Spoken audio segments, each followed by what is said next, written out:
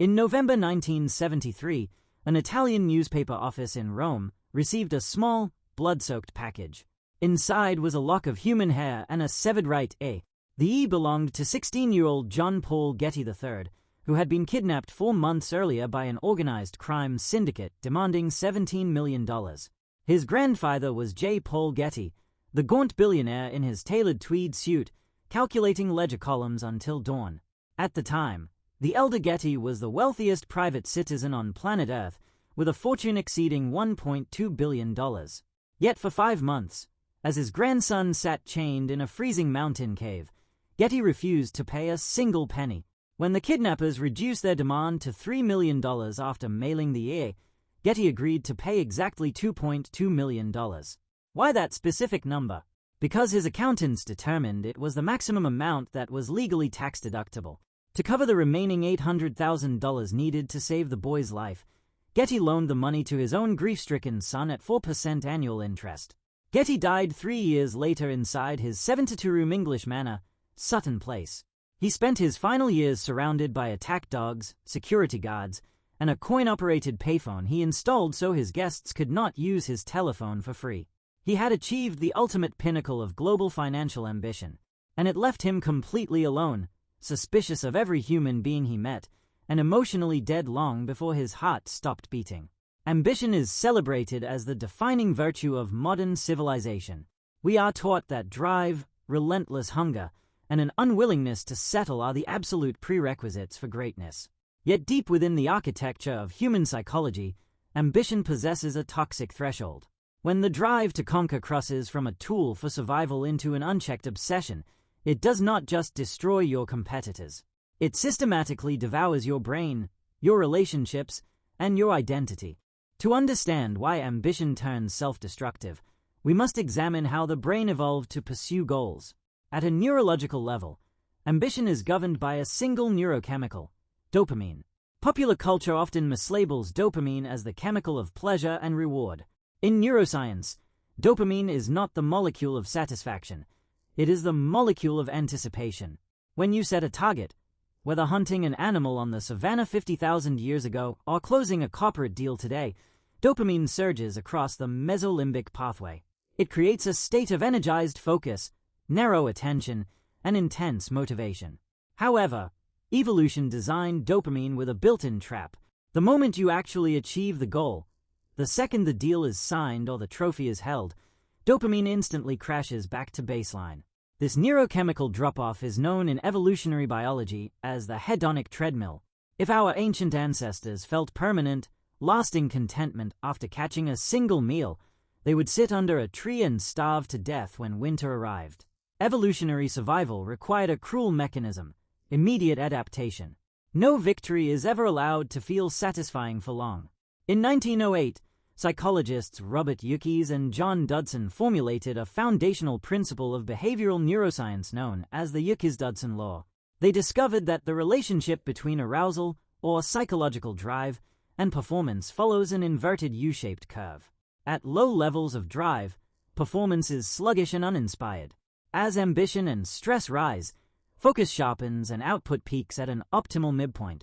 However, once ambition pushes arousal past that optimal threshold, performance does not continue to climb. Instead, it drops off a cliff. Cognitive flexibility narrows into tunnel vision, emotional regulation collapses, and chronic stress floods the prefrontal cortex with cortisol. Unchecked ambition transforms a healthy pursuit of excellence into a state of permanent neurological panic. In the winter of 1973, in New York City's East Village, a psychoanalyst was quietly running his own life into the ground. His name was Dr. Herbert Freudenberger, the exhausted, heavy-eyed psychoanalyst in his rumpled collared shirt. By day, Freudenberger maintained a lucrative, highly successful private practice treating wealthy clients on the Upper East Side. By night, driven by an unyielding ambition to heal society's most vulnerable, he volunteered at the St. Mark's Free Clinic. The clinic treated drug users, runaway teenagers, and homeless populations who were turned away by mainstream hospitals. Freudenberger routinely worked 14 to 16 hours a day, 7 days a week. He believed his sheer willpower could outwork human biological limits. Whenever his body sent warning signals, throbbing migraines, severe gastrointestinal pain, and chronic sleeplessness, he dismissed them as weakness. He doubled down on his schedule, convinced that resting meant failing his mission. Then, in early 1974, Freudenberger's brain simply stopped functioning. He woke up one morning and found himself completely unable to get out of bed. The profound empathy that had defined his career was replaced by an icy emotional numbness, chronic cynicism, and deep resentment toward the very patients he loved. Freudenberger realized that his intense, idealistic ambition had consumed him from the inside out. Borrowing a term from street slang used to describe the ruined, hollowed-out state of drug addicts, Freudenberger sat at his desk and wrote a revolutionary 1974 paper titled *Burnout*. He became the first scientist in history to clinically define the syndrome of burnout. Freudenberger discovered a counterintuitive psychological truth. Burnout does not strike the lazy or the indifferent. It strikes the most dedicated, passionate, and relentlessly ambitious individuals. When ambition is tied to an infinite goal with no self-enforced boundaries, the human nervous system eventually treats its own host as fuel for the fire. Even when ambitious individuals avoid physical collapse, they frequently fall victim to a profound psychological deception. In positive psychology, this deception is known as the Arrival Fallacy. The term was coined by Dr. Ben-Shahar, a Harvard lecturer and researcher in human well-being. The Arrival Fallacy is the false belief that reaching a specific future milestone, a promotion, a net worth, an award, or a championship, will deliver permanent, lasting happiness. For years, ambitious strivers endure brutal sacrifices. They neglect their sleep, abandon their friendships, miss their children's milestones, and endure constant anxiety, telling themselves a comforting lie. Once I reach the summit, everything will be worth it. Yet when they finally stand at the top of the mountain, the expected euphoria lasts for a few hours, or perhaps a few days. Then, the silence sets in. The external milestone cannot cure the internal emptiness. In 1978, psychologists Philip Brickman, Dan Coates, and Ronnie Janoff-Bullman published a landmark study comparing the happiness levels of state lottery winners with paralyzed accident victims. The researchers discovered that within 1 year of winning multimillion-dollar fortunes, the lottery winners' baseline happiness returned almost exactly to where it was before their windfall. The human mind rapidly normalizes any new level of wealth or achievement. When an ambitious person realizes that the summit did not change who they are, panic emerges. Instead of questioning the flawed assumption that external milestones create happiness, the hyper-ambitious mind doubles down on the mistake. They conclude, the goal wasn't big enough. I need twice as much. The finish line moves forever forward, turning life into an exhausting race toward a horizon that does not exist. To understand why some forms of ambition lead to profound fulfillment while others lead to catastrophic ruin, we must look at the nature of the goals themselves. In 1993, psychologists Tim Kasser and Richard Ryan published a pivotal study in the Journal of Personality and Social Psychology titled A Dark Side of the American Dream Star. Kasser and Ryan set out to investigate what happens to the human psyche when life is organized around extrinsic aspirations versus intrinsic aspirations. Extrinsic aspirations are goals focused on external validation, financial wealth, public fame, physical image, and social status. Intrinsic aspirations are goals centered on personal growth, deep human relationships, community contribution, and health. Over decades of research across multiple countries, Kasser and Ryan uncovered a devastating correlation. Individuals who prioritized extrinsic goals, regardless of whether they actually achieved them, reported significantly higher rates of clinical depression, chronic anxiety, behavioral disorders, and lower daily vitality. Why does extrinsic ambition carry such a toxic price tag? Because extrinsic goals are inherently comparative and insecure. If your self-worth depends on having more money or higher status than those around you, you are trapped in an endless social comparison loop.